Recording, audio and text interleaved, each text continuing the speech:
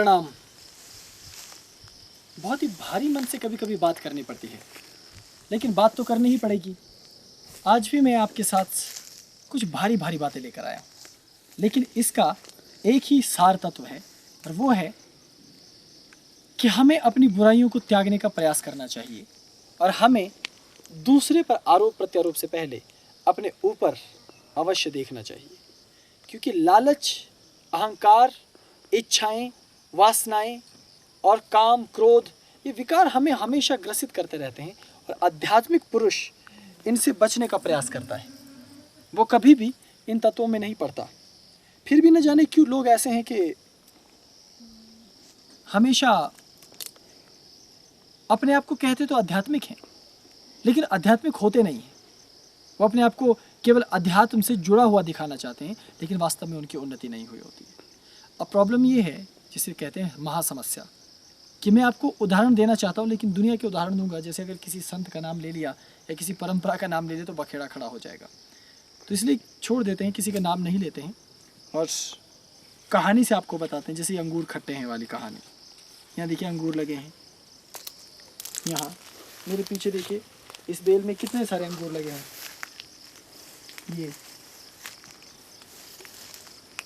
ये अंगूर की बेल है, इसमें बहुत सारे अंगूर लगे हैं। अभी शुरुआती दिन है, तो अभी थोड़े से दिन और लगेंगे इसे पकने के लिए।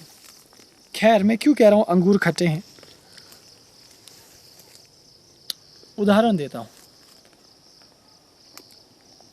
जब मैं शुरुआती दिनों में अपनी साधना कर रहा था, काफ़ी छोटा था, गुरु समझाते थे कि इस मंत्र को इस तरीके से आपको अपनी साधना में प्रयुक्त करना है, तो आपको अमुक परिणाम मिलेगा। खूब कोशिश की, खूब प्रयास किया। एक बार किया कुछ नहीं हुआ, 2 बार किया कुछ नहीं हुआ, 3 बार किया कुछ नहीं हुआ। फिर कहने लग गए ये तो गुरु ही खराब है। क्योंकि जैसा हमें कहा जा रहा है, जैसा हमें बताया जा रहा है, हम कर तो रहे हैं ना, और कर रहे हैं तो परिणाम आना चाहिए। परिणाम नहीं आ रहा है। ये ठीक वैसे ही है। अब समझ में आया कि दोष देना बहुत बेवकूफ़ी वाला काम था। ये ठीक वैसे ही है जैसे एक चालाक लोमड़ी की कहानी हमने पढ़ी पंचतंत्र में, कि उसको ऐसे अंगूर की बेल दिखाई दी। मेरी जैसी लोमड़ी के लिए तो यहाँ नज़दीक थे, इसलिए तोड़ के खा गए, लेकिन उस लोमड़ी के लिए ये वाले अंगूर पेड़ के ऊपर थे, तो वहाँ पहुँच नहीं पा रही थी। तो उछलती रही, कूदती रही, और जब अंगूर तक नहीं पहुँची तो कह दिया कि ये सारे अंगूर तो खट्टे हैं। ठीक वैसे हमारे भी हाल थे। गुरु साधना करवाते रहे, हम करते रहे, संपन्न हम नहीं कर पाए, और कहने लगे कि ये तो गुरु ही खराब है। इस तरह का व्यवहार व्यक्ति क्यों करता है? ईर्ष्या, द्वेष, वासना और इच्छाओं के वशीभूत होकर। अब देखिए, ये हमारा अपने छोटा सा आश्रम यानी छोटी सी कुटिया है, जहाँ मैं बचपन से साधना करता रहा हूँ। और देख लेना, ये मैं पहली बार आपको दिखा रहा हूँ, क्योंकि मैं आमतौर पर अपना साधना स्थल लोगों को नहीं बताना चाहता या नहीं दिखाना चाहता। आज मजबूरी है। ये छोटा सा है, और ये 1 मंजिला ही है। यहाँ कोई शान शौकत या ठाठ बाट नहीं है। अगर आप देखेंगे, यहाँ लकड़ी के खंभे लगे हुए हैं, और ये मिट्टी का और पत्थर का बना हुआ है। इसमें गारे से लिपाई करके इसको बनाया गया है। यहाँ मैं अपनी साधना का अभ्यास करता था, क्योंकि ये एकांत है, इस कारण से यहाँ साधना करता था। तो लोगों के मन में वो अध्यात्म से जुड़ना चाहते हैं, और कहते हैं हम अध्यात्म से जुड़े हैं, और हम गुरु से दीक्षित हैं, गुरु के पीछे जा रहे हैं, लेकिन किसी गुरु या संत या उसकी परंपरा को वो नहीं जानते। इस वजह से सारा का सारा काम विपरीत और उल्टा हो जाता है। अध्यात्म उनके लिए हानिकारक हो जाता है, और वो अध्यात्म के लिए हानिकारक हो जाते हैं। और आपको मालूम होगा कि इस दुनिया में अध्यात्म का विनाश करने वाले, अध्यात्म को हानि पहुंचाने वाले ऐसे लोगों को खुद आध्यात्मिक गुरु ने तैयार किया। जैसे एक आध्यात्मिक गुरु के पास एक शिष्य रहती है 10 साल, 20 साल या पूरी जिंदगी भर, और फिर गुरु परम धाम गति कर जाते हैं, जिसको लोग कहते हैं कि हमारे गुरुदेव तो समाधि में चले गए। हाँ, मान लीजिए उनके गुरुदेव समाधि में चले गए, तो उसके बाद वो क्या करती है? वो शिष्या एक शानदार सी कहानी लिखती है। माई 10 years विद गुरु का नाम, माई लाइफ अचीवमेंट विद गुरु का नाम, माई गुरु एंड आई, इस तरह से कुछ भी नाम देके एक वाहियात किस्म की पुस्तक छापेगी। और उस पुस्तक में अपने आप को उच्च दिखाने के लिए वो क्या लिखेगी? यही कि हमारे गुरु उनके 5 महिलाओं के साथ संबंध थे। वो दिन में 5 बार बिस्तर पर जाते थे। या हमारे गुरु को खाने का बहुत शौक था। वो छुप छुप कर जलेबी खाया करते थे और दिन में 8 बार जलेबी खाते थे। या हमारे गुरुदेव बहुत लंबी लंबी फेंका करते थे। उनके पास दिन में कम से कम 50 ऐसी कहानियाँ होती थी जो बहुत लंबी लंबी हुआ करती थी। क्यों? क्योंकि वो महिला चाहती है कि उसके ऊपर ध्यान दिया जाए। और अपने नाम की इच्छा करना वासना के अंतर्गत आता है। ये भी एक चाहत है और ये भी एक पाप कर्म है। तो जो साधना के साथ जुड़ा है, अगर वो ये चाहता है कि मेरी तरफ देखो, मेरी तरफ ध्यान दो, तो वो पाप कर्म है ना। और ऐसे लोग अपने स्वार्थ के लिए गुरु को बदनाम करते हैं। खैर वो भी छोड़ दो। अब जैसे एक संत है, मैं संतों को उदाहरण देता हूँ। मान लीजिए मैं ही हूँ। अब मैंने एकदम तो यात्रा शुरू नहीं ना की और सवाल ही पैदा नहीं होता। जब मैं पृथ्वी पर हूँ तो कम से कम इस बेल को छुआ होगा, घास के पत्ते को छुआ होगा, यहाँ पर एक ये वृक्ष से गिरा हुआ, इसको मैंने छुआ होगा, इसको जलाया होगा, आग पैदा की होगी। इस तरीके से मैंने ज़िंदगी में कुछ तो किया ही है। तो एक दिन ये मुझे क्या कहेगा मालूम है कि अरे अगर मेरे 2 हश्र होंगे, या तो मैं श्रेष्ठ पुरुष बनूंगा बहुत ऊंचा, या ऊंचाई से गिर करके मर जाऊंगा। 2 ही गति ना। तो ये भाई साहब मुझे क्या कहेंगे? अगर मैं श्रेष्ठ पुरुष बना तो कहेगा एक दिन ये बाबा, ये योगी, ये महायोगी, या ये कुलांतकनाथ, या ये ईश पुत्र यहाँ आए थे और इन्होंने मेरे को छुआ था, इसलिए आज यदि कुलांतकनाथ कुछ हैं तो मेरी वजह से हैं। ये कहेगा। ठीक है। फिर ये कहेगा देखिए मैंने कुलांतकनाथ के लिए क्या क्या इस जिंदगी में नहीं किया है। मैं उनके खेत में गिरा, मैं उनके चरणों में गिरा रहा, मैं वहां पर पड़ा रहा, मैंने उनके हाथों को भी छुआ, और आज वो कुलांतकनाथ बन गए हैं तो मुझे भूल गए और मुझे फेंक दिया। ऐसे ना। सभी संतों की कहानी पढ़ लीजिए। आप किसी भी संत या महात्मा को जब उसकी जीवनी को गौर से देखेंगे तो जब वो सफल मनुष्य बन चुका है तो उसके पीछे दावे जताने वाले व्यसनी लोग, उनकी लंबी कतारें होती हैं कि अरे मैं तो मीडिया वाला हूं, पहली बार अखबार में इस बाबा के बारे में मैंने छापा था, अरे इस बाबा को टीवी पर लाने वाला तो मैं हूं, मैं इसको टीवी पर लेकर आया था, अरे इस बाबा को, इसको तो अकल ही नहीं थी, इसको टॉप पर ले जाने के लिए आइडिया मैंने बताया, मैंने इसको बताया कि कैसे आप प्रलय की घोषणा कर दो, मैंने आपको बताया कि कैसे आप समाधियों में बैठो, मैंने आपको बताया कि कैसे आप अपने नाम बनाने के लिए कुछ स्टंट करो, आप चमत्कार का दावा करो। तब जाकर इसने ऐसा किया और ये सफल हो गया। आप किसी भी गली चौराहे पे जाइए, खैर दूसरों की बात तो मैं क्यों करूँ, आप मेरे ही बारे में पता कर लीजिए। मेरे बारे में पता करने वाले आपको ऐसे हज़ारों छछूंदर मिल जाएंगे जो चाय की दुकान पे हैं। और मेरा सिंपल सादा सा कहना है, यदि तुमने मुझे सफल बनाया तो तुम फिर अभी तक चाय ही क्यों बेच रहे हो? तुम्हें भी तो अध्यात्म में सफल होना चाहिए था ना। इसका अर्थ है कि तुम्हारी बातें केवल कोरी बातें ही हैं और तुम ये सब कहते हो ईर्ष्या, द्वेष, लव, इस तरह मद, मान, मोह, इस तरह की ये जो बुराइयां हैं इनके कारण। और आपको हैरानी होगी कि आम लोगों में तो ये वृत्तियां कम है, जो धर्म से जुड़े हैं उनमें तो और भी ज़्यादा ये वृत्तियां। वो क्या कहते हैं मालूम है? अब देखिए मैं एक उदाहरण देता हूँ कि मेरा एक शिष्य या शिष्या है, वो मेरी पूजा कर रही है, मुझे भगवान मान रही है, गुरु, क्योंकि गुरु है तो भगवान है ना, ब्रह्मा विष्णु महेश, गुरु ब्रह्मा गुरु विष्णु गुरुदेवो महेश्वरा, पोंगा पंडित टाइप। खैर वो अपने गुरु को कह रहा है कि तुम भगवान हो, आप भगवान हैं। अब गुरु उनके साथ रह रहे हैं। अब गुरु ने कहा देखो बहुत हो गया तुम्हारा ये प्रपंच, अभी अपनी पूजा की थाली उठाओ और जाओ दूसरे कमरे में जाकर साधना करो। या गुरु ने डांट कर कह दिया हाँ कल सुबह से मैं तुम्हें देख रहा हूँ तुम साधना नहीं कर रहे हो, ये हो क्या रहा है? बस गुरु भक्ति गायब। गुरु ब्रह्मा गुरु विष्णु की जगह गुरु धूर्तम, गुरु कपटिम, गुरु छलिया भेड़ियाम। प्रवचन आपका मतलब आपका श्लोक ही बदल गया। हाँ, गुरु कोबरा, गुरु काकभशुंडी और गुरु गर्दभ ऋषि। वाह, एकदम से आपकी जिह्वा पलट गई। और फिर वो साधक क्या कहते हैं कि अरे इस गुरु को बनाने में तो हमारा काम है, हम इस गुरु के लिए भूखे प्यासे रहे, दिन रात एक कर दिया, हमने अपना तन मन धन सब न्यौछावर कर दिया। अरे तुमने क्या खाक तन मन धन न्यौछावर कर दिया? न्यौछावर करने वाले दावा नहीं करते। जैसे कि एक किसान, अब देखिए ये अंगूर की बेल मैंने नहीं लगाई है, आज मैं अंगूर खाने वाला तो यहाँ बहुत महान आदमी बन रहा हूँ, लेकिन इस बेल को लगाने वाले मेरे माता पिता हैं। उन्होंने कभी आकर ये बेल लगाई थी, तब ये छोटी सी थी और आज तो यहाँ पर गुच्छे लटक रहे हैं। अब देखिए आश्रम के मेरी इस कुटिया के बाहर आप इतने सारे अंगूरों के गुच्छे देखेंगे। अगर माता पिता ने मेहनत नहीं की होती तो ये गुच्छे लटक रहे होते। लेकिन कभी मेरे माँ बाप ने ये नहीं कहा कि अरे तुमने वहाँ जाके अंगूर खाए थे ना, वो हमने लगाए थे। क्या कहते हैं? नहीं। क्यों? क्योंकि जिनका प्रेम है, जिनका समर्पण है, वो दावे नहीं करते। अगर मैं आज अपने पिता को कहूँ कि आप मेरे साथ यहाँ नहीं आएंगे, तब भी वो इस बात का दावा नहीं जताएंगे कि बेटा तुमने जो वहाँ पर अंगूर खाए किसी ज़माने में मैंने लगाए थे। इसे कहते हैं प्रेम। क्योंकि पिता का प्रेम निस्वार्थ है, माता का प्रेम निस्वार्थ है, गुरु का प्रेम निस्वार्थ है। लेकिन शिष्य कपटी है, उसके भीतर विकार है, इसलिए विकार अधीन होने के कारण वो अपना शिकार गुरु को भी बनाना चाहता है। और जो नकारात्मक होगा वो सर्वत्र नकारात्मकता देखता है, उसको केवल नकारात्मक बातें और नकारात्मक गुण नजर आएंगे, वो सकारात्मक सोच ही नहीं सकता। और फिर कहता है कि हम अध्यात्म में जुड़े। सुनिए, किसी के पांव छू लेने से अध्यात्म नहीं होता, घंटी शंख बजा लेने से या मौली हाथ में बांध लेने से धर्म का कोई लेना देना नहीं। मालाएं धारण करने से, चंदन लगाने से, हरिओम हरिओम कहने से अध्यात्म का कुछ लेना देना नहीं। ऐसा तो काल ने भी किया था और कर रहे हैं। और आज भी बहुत से लोग कहते हैं कि अमुक धर्म गुरु ये करता है, अमुक धर्म गुरु ये करता है ना। इस तरह की बातें तुम्हारे मस्तिष्क में कहाँ से आती है?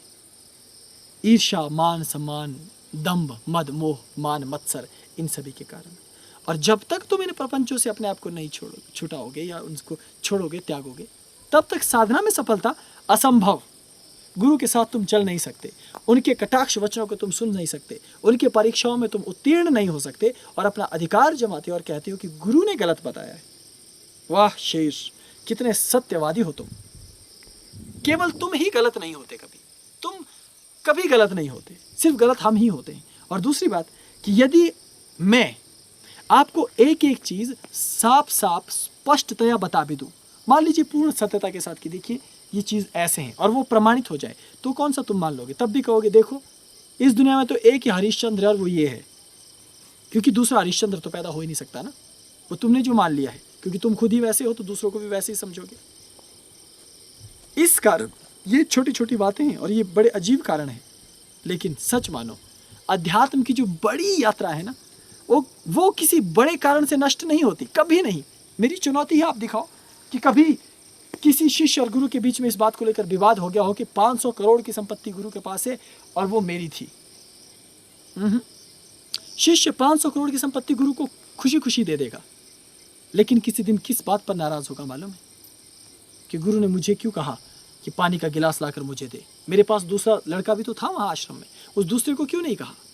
ठीक है, आप जाकर भारत के आश्रमों की धूल फांकिए कुछ दिनों, वहाँ बाबाओं को पूछिए, धर्म गुरुओं को पूछिए वहाँ क्या हो रहा है। पागल हो चुके हैं धर्म गुरु। इससे तो मैं बहुत भला हूँ। क्यों? क्योंकि मैंने सेवा में शिष्य रखे ही नहीं, और पहले शिष्य अपने आसपास रखे ही नहीं। हाँ, अभी भी मेरे आसपास मैंने सुना है कुछ लोग ये दावा करते फिरते हैं कि आज कोलांतकनाथ जो भी हैं हमारे कारण। अरे दुष्टो, तुम्हारे कारण नहीं। मैं यदि आज हूँ तो भारतीय संस्कृति के कारण, यदि आज मैं कुछ हूँ तो देव परंपरा के कारण, और यदि मैं आज कुछ हूँ तो सच मानो मेरे माँ बाप के कारण और मेरे गुरु के कारण। और यदि मैं पूरी तरह से विशुद्ध रूप से आपको दिखाई दे रहा हूँ तो अपने माँ बाप के कारण।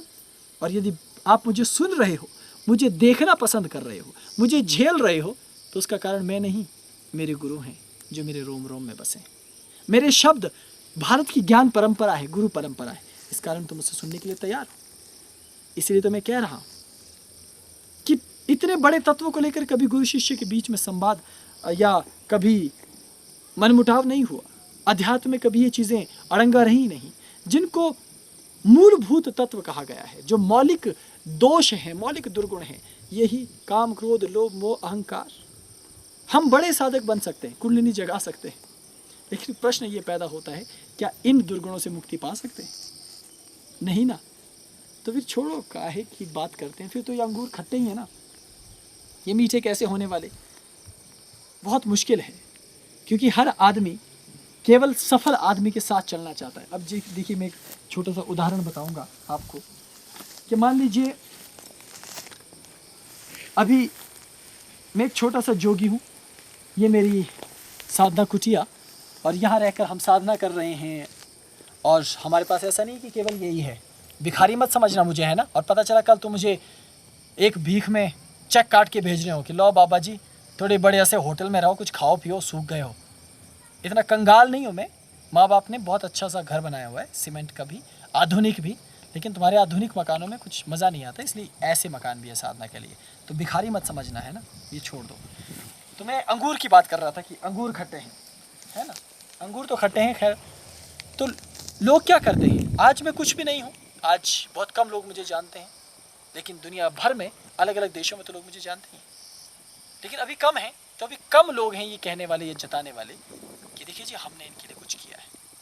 थोड़ा समय रुक जाओ, यदि सौभाग्य साथ रहा तब तो सब कहेंगे। अगर कल दिन किसी उच्च स्थिति पर, अरे कुलांतक नाथ, इनको तो हमने बनाया है, 20-20, 30-30 सालें हमने लगा दी।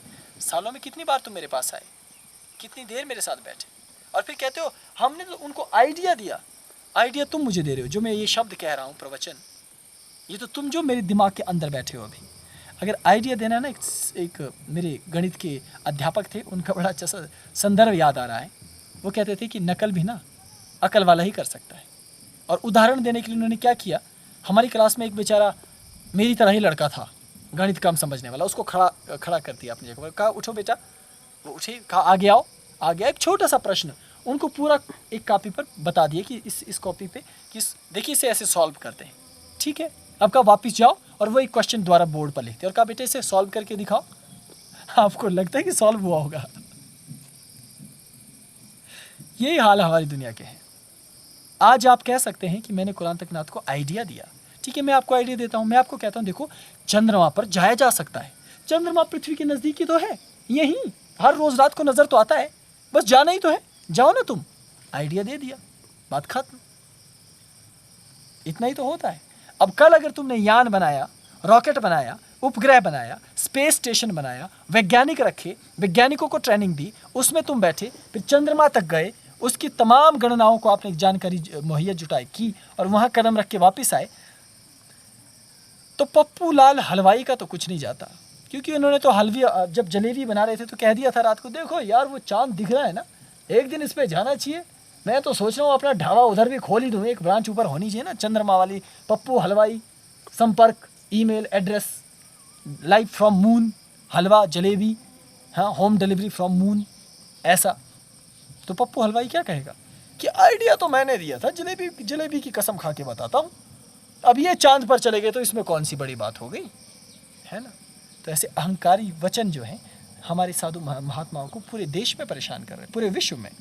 मुझ तक कुछ संतों ने शिकायत की खुद कि स्वामी जी हम तो बहुत दुखी हो गए, योगी राज आपसे क्या विरह वेदना, क्या व्यथा बताएं कि हर कोई मुंह उठाकर चला आता है और अब कहता है कि हमने तुम्हारे लिए किया, आज आप संत हैं तो हमारी वजह से हैं। अरे कोई संत, योगी या आध्यात्मिक पुरुष किसी की वजह से नहीं होता, वो आत्मा के संस्कारों की वजह से होता। अरे मुझसे सुन लो, मेरे पास बहुत से ऐसे साधक रहे जो भाग खड़े हुए। क्यों? कोई सेवा नहीं कर सकता था इसलिए भाग गया, किसी से साधना नहीं हो सकती थी, घंटों भाग गया, कोई हिमालय पर्वत पर नहीं चढ़ सकता था, भाग गया, किसी को ये पसंद नहीं था कि मैं 5 भैरवियों को ज्ञान दूँ इसलिए भाग गया, किसी को ये पसंद नहीं था कि मैं 20 साधकों को अपने साथ रखूँ इसलिए भाग गया, किसी को भागवत पसंद नहीं थी तो किसी को जादू टोना पसंद नहीं था, किसी को तंत्र मंत्र से नफरत थी तो किसी को भगवान शिव के नाम से आपत्ति थी, किसी को दुर्गा माता प्यारी थी तो किसी को भगवान परशुराम से नफरत थी। सोच लो, जाने के कितने हास्यास्पद कारण। क्या आपने कभी सोचा है कि ऐसा भी हो सकता है? लेकिन ऐसा हो रहा है। तो यही सब बहुत विचित्र बातें हैं ना। तो अध्यात्म में फिर तुम कहते हो कि तुम्हें सफलता नहीं मिल रही। अरे सफलता मिलेगी, निश्चित ही मिलेगी, तुम आगे बढ़ो। अंगूर खट्टे नहीं है, मैं ये कह रहा हूं क्योंकि अंगूर की बेल मेरे पास है, मैं अंगूर खा चुका हूं और अंगूर देख चुका। लेकिन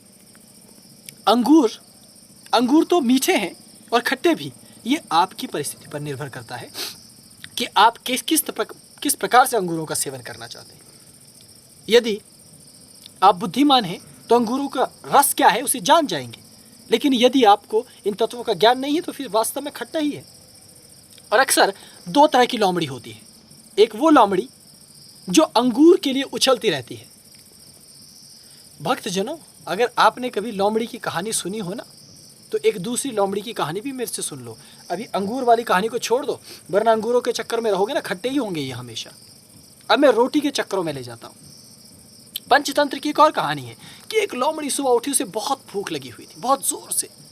अब वो कुछ खाना चाहती थी, कमबख्त सारे दिन भर टहलती रही, खाने को कुछ मिला नहीं। शाम हो गई, भूख से जान निकल रही थी, अंतड़ियां सूख गई, पेट उड़ियान बद जैसा अंदर को आ गया। अब क्या करती बेचारी लोमड़ी? अब बैठकर मेडिटेशन तो कर नहीं सकती थी, या जालंधर बद लगा के, उड़ियान बद लगा के, अश्विनी मुद्रा लगा के बाह्य प्राणायाम का अभ्यास तो कर नहीं सकती थी लोमड़ी। उसको तो रोटी चाहिए। तो ऐसे में वो क्या करती? तो उसने देखा कि एक वृक्ष पर एक काला कौवा बैठा है और उसके मुंह में रोटी। तो लोमड़ी ने अपना मस्तिष्क घुमाया और कहा कि हे कौवों में श्रेष्ठ कौवे, तुम जैसा कौवा तो आज से पहले मैंने पृथ्वी पर देखा नहीं। मेरी इतनी उम्र हो चुकी है कि मेरी पूंछ के बाल सफेद हो गए, लेकिन मैंने इतना सुंदर कौवा आज से पहले नहीं देखा। क्या काला रंग है, कसम से तुम तो चमक रहे हो। और क्या क्या पूंछ है तुम्हारी, ऐसा लगता है कि तुम्हारे पूंछ पर किसी ने आंवला ऑयल लगा कर रखा हो। और क्या चोंच है तुम्हारी, ऐसा लगता है कि तुम्हारी चोंच पर किसी ने बहुत मेहनत करके उस पर तेल लगाया हो। और इतनी सुंदर मधुर तुम्हारी आवाज। कौवे ने कहा एक्सक्यूज मी, क्या आपने आवाज कहा?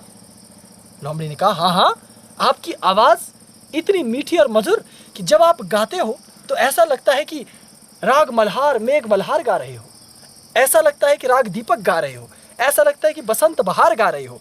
ऐसा लगता है कि मानो आपके जैसा कोई गायक ही ना। तानसेन का नाम किसने लिया? अरे वो भी कोई सिंगर है, वो भी कोई गायक है, उसको तो तान कैसे छेड़ते ये भी नहीं मालूम। जो आप जानते, आप ही तो ब्रह्म के द्वारा पैदा किए गए एकमात्र कौवे हो। कौवा भी प्रसन्न। कौवे ने कहा ये तो बहुत अच्छी बात है, हम कौवे खुश हुए। जैसे मैं जल्दी जल्दी खुश हो जाता हूँ, वैसे कौवा भी खुश हो गया। और फिर लोमड़ी ने कहा तो इस खुशी के मौके पर एक गाना तो होना चाहिए। कौवे ने ऐसा सुनते ही मुंह से का कहा, और आपको पता है कि रोटी नीचे गिरी। किसको लेना कौवे की खूबसूरती से, कौवे की पंखिया चोंच से। अपनी रोटी उठाई और अपने रास्ते चलते बने। ठीक वैसे ही अगर तुम्हें धर्म से मतलब है, क्या लेना इस बात से कि गुरु की 5 भैरवियां, 50 भैरव है। गुरु गुस्सा कर रहे हैं, गुरु लाल हैं, पीले हैं, क्या लेना इस बात से?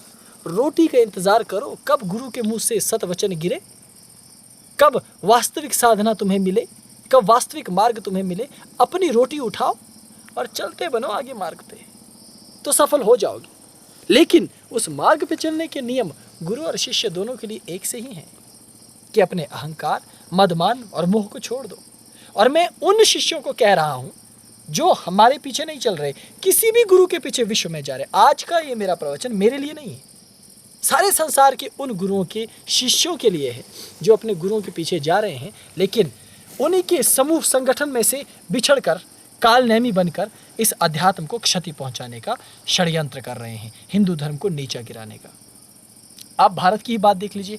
भारत में जितने भी संतों पर आरोप लगे, उनमें से अधिकांश उनके पास आश्रम में रहे हुए वो लालची भेड़िए हैं, जिनका कोई न कोई स्वार्थ पूरा नहीं हुआ। और अंत में उन्होंने क्या कहा मालूम है कि अरे हमने तो इस गुरु को रंगे हाथों पकड़ा, व्यभिचार करते हुए, दुराचार करते हुए। हमने तो इस गुरु को पकड़ा धन की उगाही करते हुए, वसूली करते हुए। इसकी अवैध संपत्ति है, धन है, ये तो नशा करता है, और भी न जाने क्या क्या। लेकिन उसने कभी ये नहीं कहा कि धर्म के बारे में इसकी क्या राय है, और कहेगा भी नहीं, क्योंकि तब तो भांडा फूट जाएगा ना।